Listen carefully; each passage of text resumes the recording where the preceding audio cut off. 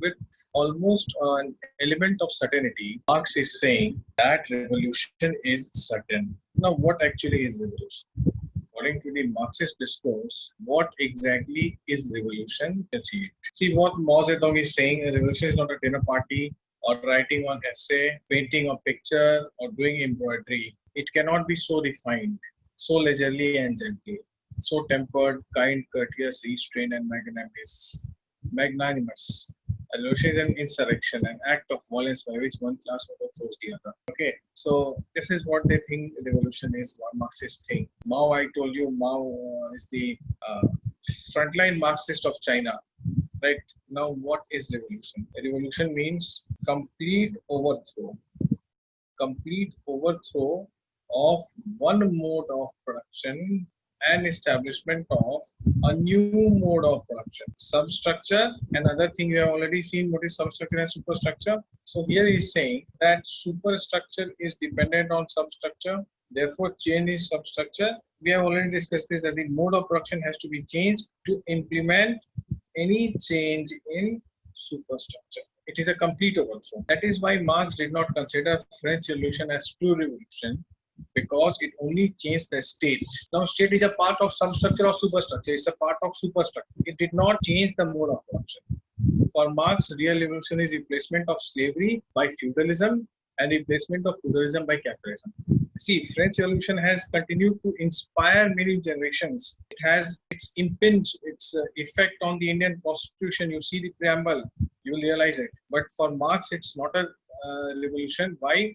Because the mode of production remained the same. So the only criteria of a revolution is whether it changes the mode of production along with the change in regime. Right? This is the Marxist criteria.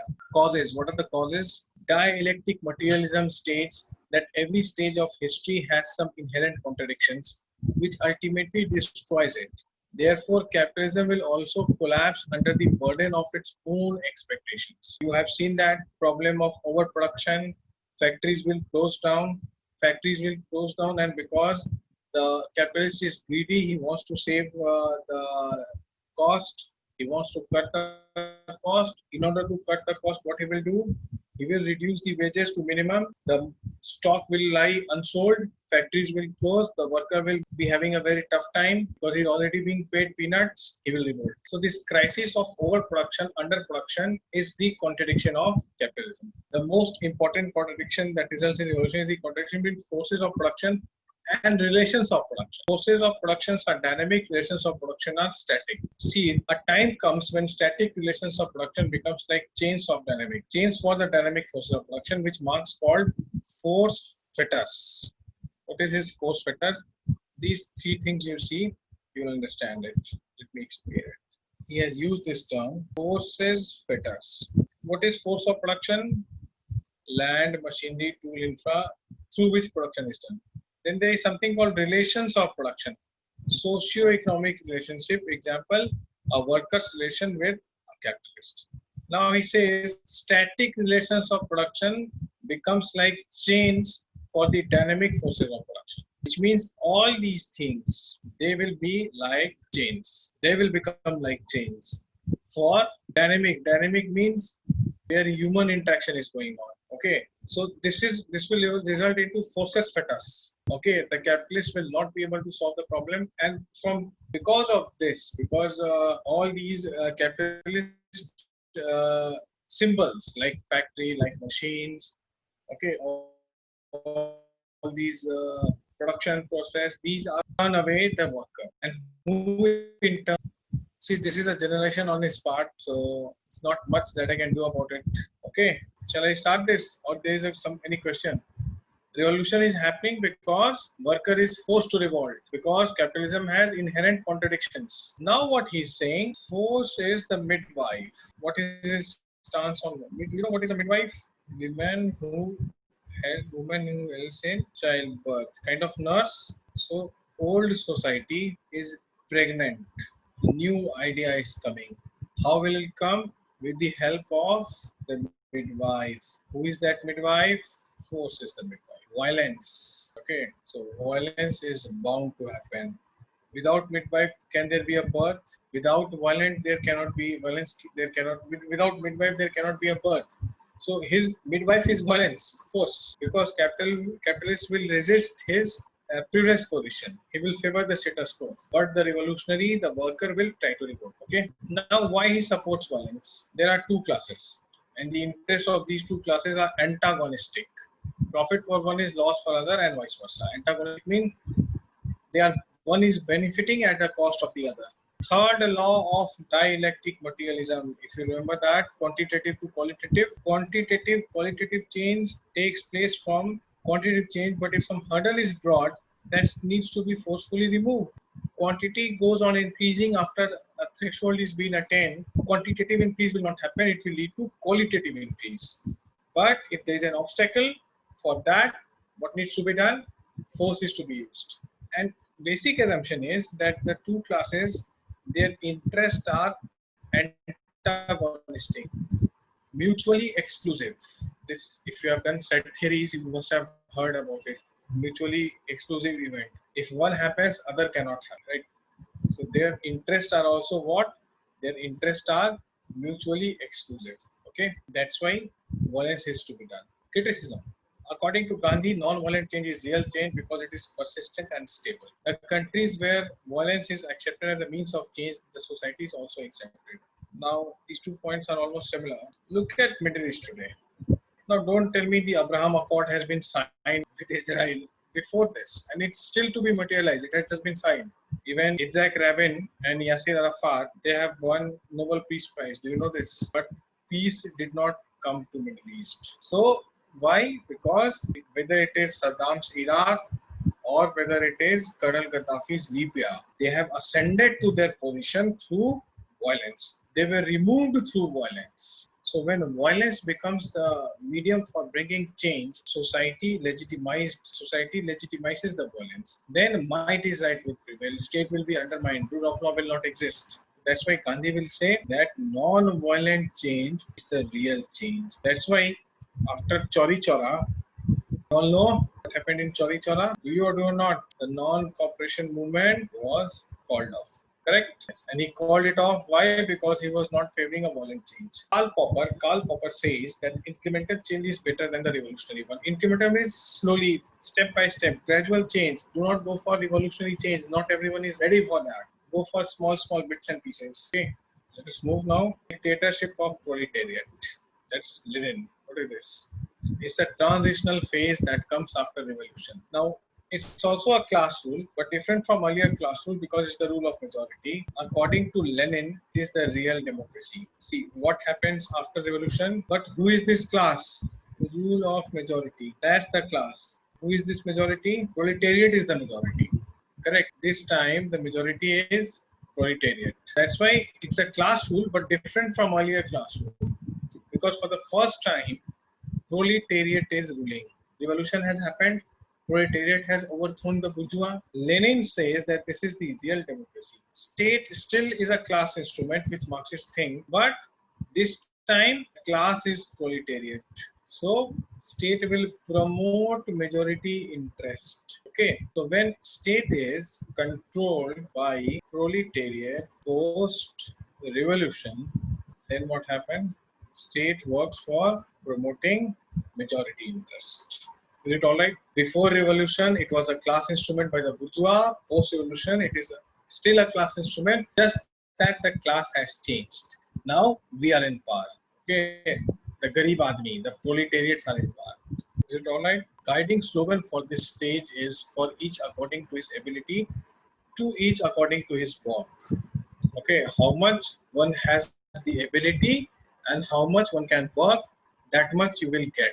State will perform three functions. What role the state would perform? State would maintain law and order, protect the socialist revolution from the attack of capitalists, because they have been overthrown, so they will try to strike. State will protect. State will neutralize them. They try to attack. Developmental function they will do. Socialization of means of production and education. You know, the first thing Lenin did after Bolshevik Revolution was to nationalize all the land of the farmers. This is the first thing that he did. Sarkari Karan, national, everything belongs to the government because government is representing the proletariat. So if you are not with the government, you are anti-proletariat and you must be liquidated. Okay. So state what will do? State will protect the proletariat government, neutralize the capitalist, and work for the development. What is the development? Everything should be nationalized. Government will take a call. Private shall not exist. Do you understand this, all of you? No doubts here, right? Please tell me. Educating functionaries. Also, they will. First one is protecting the socialist government from the onslaught of capitalist. Second one is trying to what second one was developmental function. Third is promoting socialist ideas and values. So everyone should be a devotee of Karl Marx. This state will ensure the syllabus of the schools will change, the colleges will be inculcated with the Marxist literature. That is what the state will do. Now, what is the criticism? Marx said it is a transitory phase, but in erstwhile Russia and in China it became permanent. The ideal communist state did not come from dictatorship of proletariat. The ideal communist state did not never came. It never lead to ideal communist state as claimed by Marx. It never happened. According to M.N. Roy, dictatorship of proletariat, what it became, it degenerated into dictatorship over proletariat. Okay. It was not off, it became over because all these socialist and Marxist regime, they started exploiting the same workers. Okay, they also started exploiting the workers whose interest they claim to champion. Correct. And the USSR fell, socialism did not fail. China still same things. Dictatorship of proletariat is going on. And then first it was Chairman Mao, now it's Chairman Xi. This has never come. This is questionable. It never emerged. Right? Now, what is ideal communist state? The final one. Highest stage of social development, and here the society will have no private property. Private property creates class division and further to emergence of state as a class instrument, which means private property will keep state as a class instrument. So due to absence of private property, there will be a stateless, classless society. According to a Marxist, the biggest evil is private property, the root cause of everything. So once this is abolished, that's why Lenin, what he did, he nationalized all the lands. No farmers had private land, all the land belonged to the government. What would happen? A stateless, classless society would emerge. Slogan would be from each according to his ability to each according to his need.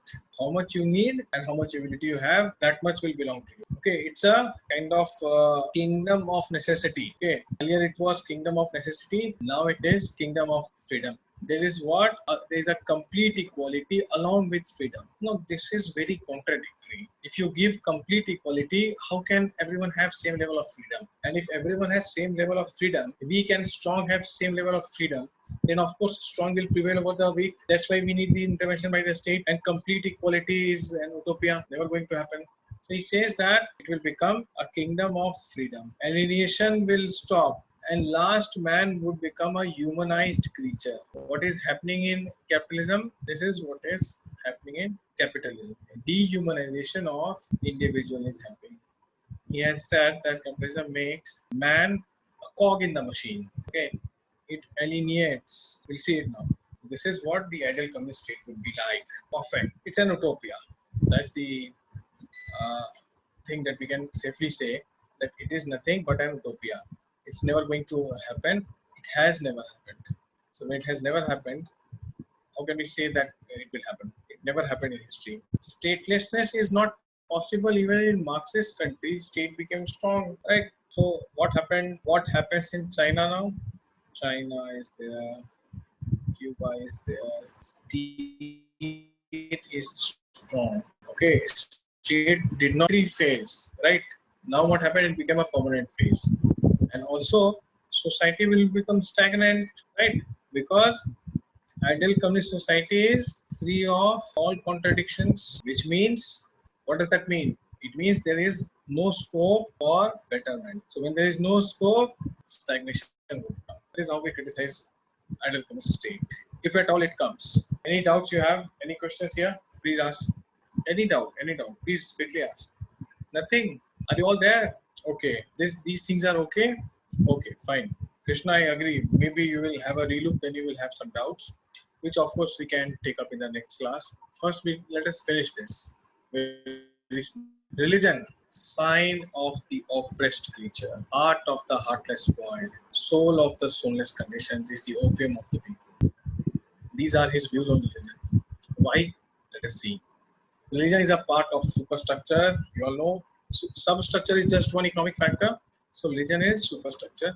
It creates false consciousness. It's like opium. Opium separates individual from reality and creates an illusionary world. See, those who are drug addicts, there are few actors, Hollywood actors, who are stupidly active. When I see them on screen or in some social function, I'm like, why he behaves like a joker? Okay, he dresses up like a weird. Then I was told by someone who works in the industry that he's high, he's on a dose, and when that dose goes, he becomes depressed. So this is what opium does. This is what narcotics does. You know, probe is going on. NCP has arrested few people. I hope there is a cleanup now. So once you are under the influence of drugs, you are in an illusionary world. You feel very happy. You feel very energetic, and as soon as the effect goes, you come into chronic depression at times. To remove that chronic depression, you increase your dose. And this is a never ending vicious circle, which is disastrous for your health, for your mind, for everything that you are doing. It creates an illusionary world as long as the effect remains. Similarly, religion talks about illusions. Like opium, religion talks about God. Okay, you pray, you feel like someone up there is listening to you. So you are like opium has a illusionary effect on people. Religion also has the same effect. Opium makes a person inactive. Okay, it makes a person who is a drug addict is not good for anything, right? Similarly, religion restricts the revolutionary activities of the workers. So if not for religion, workers would have revolted. But because they keep on praying, so they hope that, okay, I'm praying. So now God will intervene and everything will become all right. If there was no prayers, if there were no prayers, workers would have revolted long back. Individual forgets the pain for a limited time. So you know, opium was used as a anesthesia in ancient times, right? So why? So that you forget the pain for a brief time. Similarly, religion also consoles the individual. As long as you are praying, you forget the nasty things that have been done to you. History has seen many czars, Caesars, and Louis. Under the influence of opium of religion, people never revolted against them. Czars were the Russian kings. Caesars and Louis, all of them are dictators. People did not revolt because they were religious people. Religion, curbs the religion curbs the revolutionary tendencies of the individual. Is what he's telling us. No question here. I guess this is fairly simple. Religion, what it does, it curbs the rebellious tendencies of the individual, and it also takes you to a false world, God, soul, heaven, and hell, and all that. This is the most important thing, and this is the most relevant Marxist concept now. Alienation. It has been explained in his book Economic and Philosophical Script. Alienation means separation of individual from its essence. How? In capitalist society, as I told you first, man has become a cog in the machine. Cog means a small part, a small purja. Labor, which is a source of creativity, has now become a commodity. Okay, and therefore individual is dehumanized because he loses his human essence and becomes a machine. What he's actually saying here, that man keeps on performing same thing repeatedly every day. You go to a factory, you're working on certain aspect of the machine, you are repeating it every day, you become bored. Finally, what happens? You become dehumanized. You do not appreciate good things around you because you are so much mechanized into that capitalist format. You are working day in and out, right? That's what he's saying. Four levels from the product and production process. Now, this thing is more applicable because of specialization. Suppose a car is being manufactured. One worker is always working on the on the tire, one is always working on the body, one on the engine, one on the wheels, one on the steering, one on the seats. So the one who is working on the engine does not identify himself with the one who is working on the wheels of the car. And none of them who are working on different components of the car can identify themselves with the final product, that is the car, the full car. So they are alienated from the product. They can identify a small component in the product, never the entire product. Specialization leads to boredom, which finally leads to alienation. Okay. Next, he is alienated from the nature, from fellow human beings, lastly from self. Totally alienated. Office जा रहे हैं, आ रहे हैं, कुछ नहीं पता क्या है कैसे. Are you understanding? Now, over specialization, because repeatedly you are working on the same process. Private property, because the master wants more profit, he's making you work more on the same repeated process. Did you understand? Please tell me how alienation is happening. Right? How is it happening? Because man is becoming a cog in the machine. Criticism. Max Weber says alienation is at all industrial societies. It is not specific to capitalism. He says even if you are into living a village life far away from factory, if you are farming and you're doing the same thing again and again, there also you can be alienated. If you keep on doing same repeated thing every day, if I keep teaching Karl Marx every day, I will be alienated from from the theories of Karl Marx, right? So that's what he's saying. It happens everywhere. Why blame capitalism alone? And this is unscientific. There is no scientific base of it. It's just an observation. However, it is still relevant. Other Marxist notions like class struggle, violence have lost their relevance. Alienation still remains important. Neo-Marxists emphasize on alienation more than any other.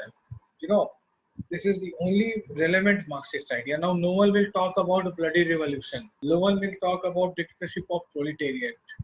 Okay, Marxists today criticize that man is being used like a tool, like a machine in the modern capitalist methods, and he is alienated. So it is the most relevant Marxist concept, correct? And in light of, we have to see this, recent neo-Marxists, here are the names, Herbert Marcuse, Eric Fromm, all of them have reinterpreted alienation in the light of consumerism. Okay. In his book One Dimensional Man, Marcuse points out that in contemporary capitalist society, only one aspect of individual as a consumer is being highlighted. Eric Fromm says, due to growing consumerism, individuals are surrounded with various consumer goods, and ultimately it creates boredom, which leads to alienation again. Try to understand this. This is actually true to a large extent. I hope all of you will agree. Whenever there is a new phone being launched, you see how marketing gimmicks are done. Will be made available on Flipkart or on Amazon, and within 5 minutes, not a single piece will be left. Now, me and you, who are very much swayed by the features of that smartphone, and we are waiting for that phone to be launched so that me and you can buy it. Now, we feel a type of deprivation when we realize that within 2 to 3 minutes, all the phones have been sold. Now, how true is that? We cannot verify it. Maybe they put up only 50 models and they are claiming that 5,000 models were sold. This is creating artificial shortage. After 10 days, they will release the next lot. Isn't this happening? Right? Isn't this happening? Are we not witnessing it? And we feel that we are deprived because we do not have that particular set. Correct? You can relate with this. Very much observable, right? We all are witnessing it. And what else is consumerism? You first get that product, then go to a mall. Now we are having Corona. Once things are normal, I'm sure this is going to happen again. Because I have witnessed it so many times. In a mall, a creature is standing in the shop and there is another creature at the gates of the shop carrying 5 to 10 jholas in his hand.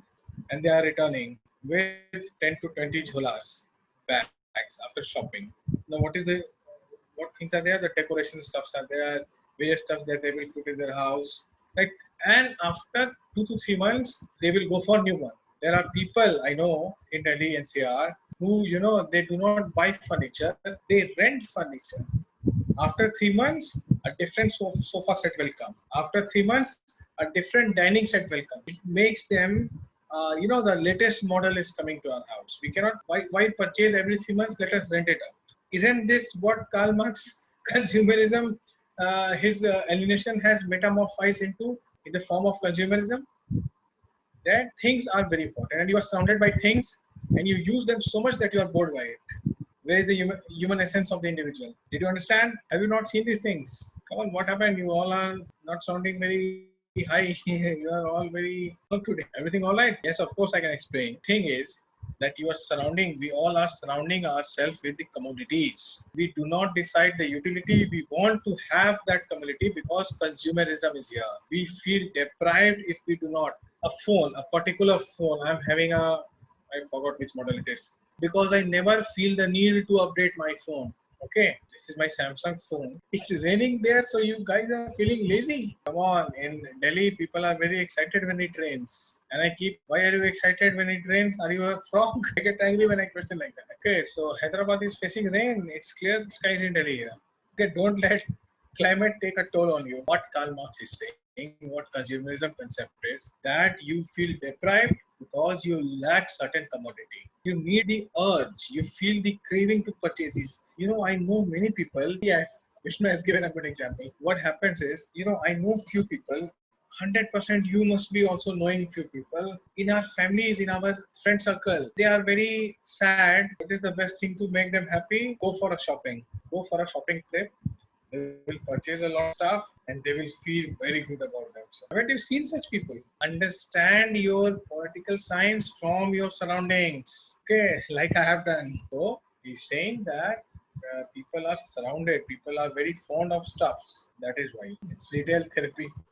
This remains a very kind of relevant topic. See, Sarath, again, it depends. Okay, renting for someone who is living in a rented house and who wants to shift next year might be suitable. But what about a person who has purchased a house? He's running, he's having his own business in that town, a flourishing business, and still if he rents, okay, then that is something because he wants updated version every 3 months, which is not possible when you try to buy it, right? For a student, renting renting an AC would be good. Like all of us, when I was when I was doing my graduation and post graduation in Delhi University, I hardly bought anything because it was a big headache for me. Who will carry these things when I will shift my room? So mostly I favored rented stuffs from the local shops, nearby shops, 5 minutes away from my room. Whenever I'm leaving this room, which I used to do every a year or maybe 2 years, then I will give it there. Why to buy things? It was who will carry these things? Already my books were so much so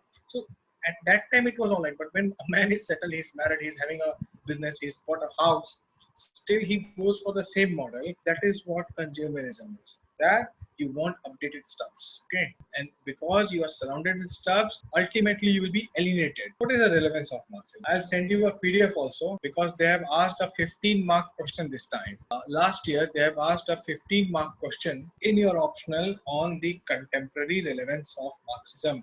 So whatever points are there on slide, and after your main exam, a book was released. Actually, I have quoted few. Thomas Piketty, have you heard about him? Okay, not to worry. I'll send you a PDF as well. Now, 3 events were responsible for this entire debate on the relevance of Marxism. What are those 3 debates? 3 reasons: disintegration of USSR, 1991, end of Cold War, which is the disintegration, fall of Berlin Wall, and the unification of Germany. It happened around 1989.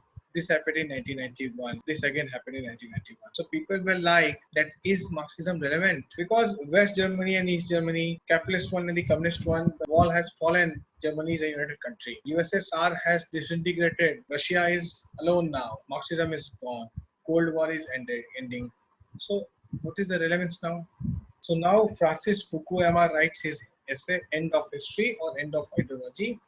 And he declared that in his conclusion, that with the disintegration of USSR, liberal ideology has defeated Marxism, and this victory is final and decisive. This he said, that now liberal and democracies have won, Marxism has lost. Okay, this was the edition of the end, final issue that they said. Fukuyama is a very influential political thinker.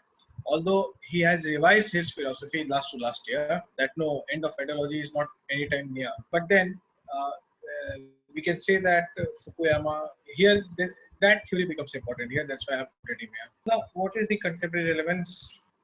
It emphasized on various values like social justice, equality, non-exploitation, etc. These values are still relevant, and Marxism as a source of these values, these are still relevant. Okay, because it has actually broadened the horizons of democracy.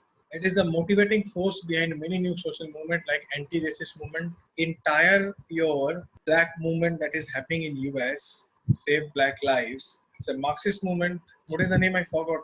Maybe George Floyd. What's the name? Save Black Lives. There was this famous. How can you forget these things like this? No, not Black Lives Matter. The name of the organization I'm talking about. Anyways, it's a Marxist organization. Antifa, yes, Antifa. So it works for racial. It claims to work for racial equality. Now, student movement everywhere in the country, feminism, everywhere in the world, environmentalism, all these are, as I told you earlier, offshoots of Marxism. In the era of globalization, Marxism is relevant to lead anti-market. Else, what will happen? Globalization will turn everything into consumerist movement. Okay, so somewhere globalization has to be checked. That comes from Marxism. Marxism is relevant today because it has emphasized on the socio-economic aspect of democracy. Liberal democracies usually highlight the civil and but under pressure from Marxist liberal democracies also emphasize on growing economic disparity and other forms of inequality. No democracy today, no democracy, whether it's India, whether it's USA, none of them, you know, can afford to ignore the economic disparity. All modern democracies are working on it, right? So we can rightly say that Marxism has broadened the base of democracy. Correct. Marxism has broadened the base of democracy, you can say. Marxist theory of alienation has successfully highlighted the shortcomings of contemporary capitalism because there is this element of consumerism that we are witnessing. You see small kids, 3-year-old kids, and they are becoming brand conscious. What were you and me doing when we were 3-4-year-old? Maybe you were also some element, but I clearly remember, if my last memory goes back to when I was 4 or 5 year old, I was least concerned about what I'm wearing, okay, or what shoes I have. Or I was concerned how to engage myself into things that I like, how to play, how to maybe see uh, how to draw things, how to read comics. Okay, these were my interests. I was never at all concerned. I used to watch He-Man, and I used to read these comics, Charak Chaudhary and Nagraj. So I was not at all concerned what my dress, what my shoes, everything are, how I'm looking. But today you see small kids are so conscious of how they are looking. What is this? Where does this consciousness come from? Right? This is nothing but an impact of consumerism. How many brands you knew when you were 10-year-old? I knew none. Maybe Colgate, because every morning we used to brush our teeth with that. Right? Colgate was there in our household. There was a soap called Lifebuoy, red colored soap. Right? So these were the things that the only brands that I can recall from my childhood. Now you see, they will remember, they will tell you more brands than you can ever imagine, right? Yeah, Santosh remembers when he entered BTech. No, you know things. Okay, I also discovered when I was doing my plus two or in high school, but it was not like I was itching for it. That I'm having a craving and my mood is down because of it, because I don't have such things and I need to purchase them immediately. No, today you see most of the kids, these millions, and all these small people, class 3 4 students, they are brand conscious. My shoes should be this, my hairstyle, class 3 student claiming to have. Today I don't know what my hairstyle is. Never had a hairstyle, I guess. So these small things, this is what consumerism is. Okay, you need to have that. And what happens, the worst thing is that it induces a false confidence in us. When you wear a particular brand of clothes, of shoes, maybe watch, maybe carry a phone of a particular brand, maybe drive a particular brand of car, maybe go to shop at particular showrooms, then you that's a what? That's a style statement. That's an endorsement of brand itself, right? So, and generates a false consciousness, a false confidence in us that I am wearing an Armani suit, I am wearing a Gucci shoe, I am wearing a Rolex watch. So people, people who support these things, why? Because they want to make a point to the society. And there are other people who try to emulate for the man who doesn't have to try too hard.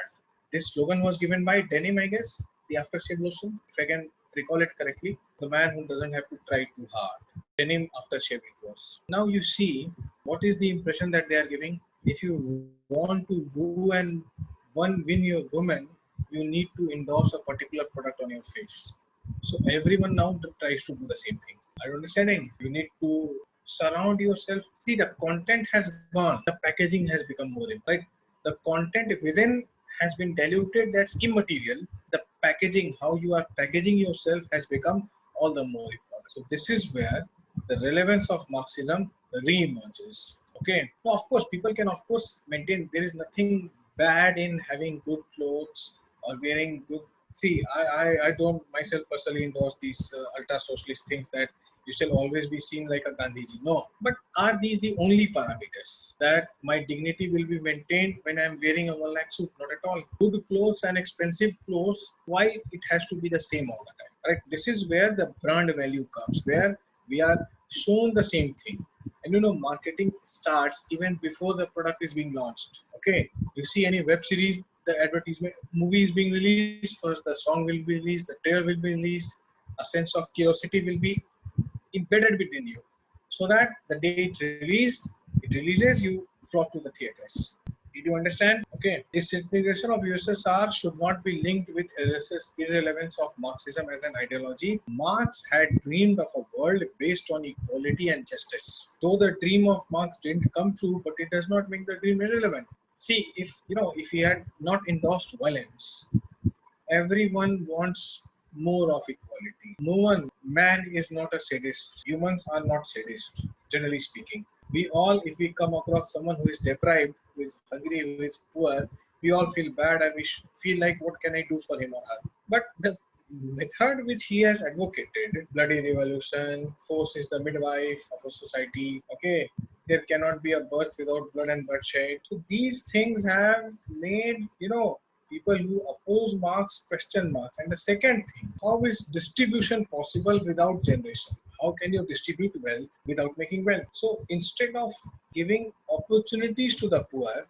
he is trying to give entitlement to them. Understanding the entire, all the years, what history has told us, Marxists have always tried to go for entitlements.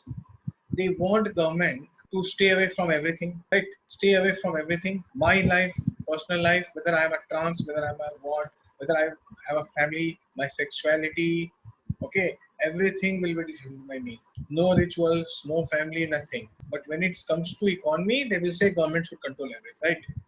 So at times they are for entire for combined activities, they want in government control. For any individual activity, they want full liberty. That's not how it works. There has to be a balance. Now, any question regarding Marxism, quickly ask, else I'll share the next thing, the socialism stuff, which is a small concept attached. Please tell me, should we come to the next subtopic, socialism? The radical ideology. All those thought systems who believe in the social ownership. Social means samajik, not individual but societal means of production, that is socialism. It is a hat which has lost its shape because everybody wears it. This was said by CEM Jod. Everyone interprets it as per his or her own wish. Lenin says that socialism means dictatorship of proletariat. We have already seen that. It's a trend and Marxism is the ideology. This is also how we can define it. Now, how is this different from this, from democratic socialism? See, India followed this. This was the Nehruvian model, the democratic socialism. So how does it differ from Marxism? We shall see now. It supports periodic elections, planning, progressive parliamentary legislation, but Marxism would support violent change. Okay, so what would happen here? What did Jawaharlal Nehru do? Periodic elections, planning, how to achieve the economic goals, 5-year plans, progressive parliamentary legislation. If we want to bring equality, let us bring certain laws through legislation. Marxism would say violence is the midwife, revolution. Okay. So Marxism calls state as a class instrument in the hand of the bourgeois until proletariat arrived. Democratic socialism treats state as a positive thing, as a means to do social justice. Democratic socialists would say, when I'll be in government, I'll do these things. Marx would say it's a class instrument. Even if socialists occupy it, it is because to bring the ideal communist state. These 2 points are very easy to pass. Okay, fusion of Marxism and socialism, democratic socialism. Here, goals of socialism like equality, justice, social ownership of means of production are accepted, but through democratic means, which means you win elections and then make laws in parliament. No. Vishnu, who told you this? Social justice came only after Amartya Sen. Who told you this? How much Amartya Sen has contributed to social justice other than writing few papers and few books? Nehru is the pioneer. No, you are mistaken. Nehru is the pioneer of social justice in India. It is who? It is he who brought all those development of what sort? Development was under a socialist pattern. He did not encourage the private party. That is what made J.R.D. Tata say that Nehru is an ignoramus in economics. No. Amartya Sen के पहले बहुत लोग इस पे बात कर चुके हैं. He is also a component. No doubt he is a component of social justice. Social justice does not start with Amartya Sen. Okay. Even before Sen, governments in India were socialist only. According to Marxism, class struggle is the main feature of society because the interests of various classes are antagonistic. We have seen this. Democratic socialism will say no, class harmony is possible. Rich and poor can coexist. There is no need for poor to revolt, go for revolution. Okay, so it does not also believe, second point you see, in economic determinism like Marx does. Nationalism is a bourgeois concept for Marx, fulfills the class interest of capitalists. Nations are, that's why communists go to the extent of saying Bharat tere tukde honge. They do not believe in this thing. Nation kya hota hai? Nothing. Worker is everything. Proletariat is everything. Nation and all this, India and all these are to curb the worker, to demoralize and exploit the worker. This is what they would say. Bourgeois concept, Marx believes nationalism is against the notion of class struggle. Democratic socialists will support nation. They support nationalism. Marx compared religion with opium. Democratic socialism does not oppose religion, supports religious freedom of the individual. Everyone has a right to follow his or her religion, subject to certain constraint. All of us. It's not absolute, we all know. Marx would demonize religion. Okay. He says that religion is the opium. That's what the difference. That's how it is different. Now, Marxists would say that democratic socialism is a form of revisionism, which means you have amended Marxism and you have called it democratic socialism. You have sacrificed the revolution and you are trying to win elections, sit in the parliament and make laws. That's not how our goals will be achieved. Okay, because democratic socialists, as alleged by Marxists, are unable to see the true nature of capitalism. It cannot be reformed. You are trying to reform it, it cannot be reformed, it can only be destroyed and replaced. Understood this point? How Marxists are saying that democratic socialists are wrong, they are criticizing them. Is it alright? According to liberals, democratic socialism, like Marxism, gives more importance to collectivism compared to individualism. So freedom of individual is curtailed. See, this is how liberal would criticize. How they are saying that there is, so this point, first point is criticism by Marxists of democratic socialists. So Karl Marx would criticize Jawaharlal Nehru. Marxists criticizing democratic socialists through this point. Here the liberal would criticize democratic socialists. So a F.A. Hayek or a John Locke would criticize a Nehru, saying that how are you different from them? You all the time talk about society, that is collectivism. So when you talk about collectivism, where is the individualism? Liberal, who is a true liberal, the classic liberal, we have seen that, who focuses on the rights of the individual rather than the right of the society. So liberals are saying that socialists, like their brother Marxist, they also focus on collectivism rather than individual thing. Is it all right? Both 2 points, both the points first and second. It gives much emphasis to state as a means of social change, but increase in power of state translates into enhancement of power of administration. Is what the criticism is against democratic socialism. That you want everything to be done by state, but that would mean administrator, the civil servant, the bureaucrat will become more important because they are the one who are implementing everything. It gives importance to planning, but planning has its shortcomings. It kills private initiative. Okay. Yes, Sarath. Sarath has summed it up brilliantly that socialists are not accepted by both Marxists and liberals, while it has qualities of both. Absolutely. Both of them are banging them. It kills private initiative. It remains the most important version of socialism. It is called the practicable version of Marx. Okay, now I'll stop it here because I can gauge from the fact that all of you are, for whatever reason, not very fond of studying today. I'll not force myself now. And yes, we have stressed this thing in 3 classes. I have already told you the reason, because this thing, Marxism and socialism, will again come into political ideology, and because we have seen Karl Marx as a thinker in such great details that we will not discuss Marxism and socialism in political ideology. So there are few more things in this PowerPoint presentation which I shall soon I will try that today itself. If not today, then by tomorrow morning I'll send it in your group. Just read that. There are few forms of socialism like Fabian socialism, Guild socialism. I think just a reading, because I've made them very easy, very easy to understand things. Just read them. There may be 3 to 4 more pages in the forms of PDF, and I think you will understand. Yes, Sarath. Then I'll definitely share them today itself. I'll definitely share them today. There are things which we have not discussed. Please read those things. Tomorrow, first 10 to 15 minutes will be dedicated to your questions. Will that be all right? Chalo, ending it here.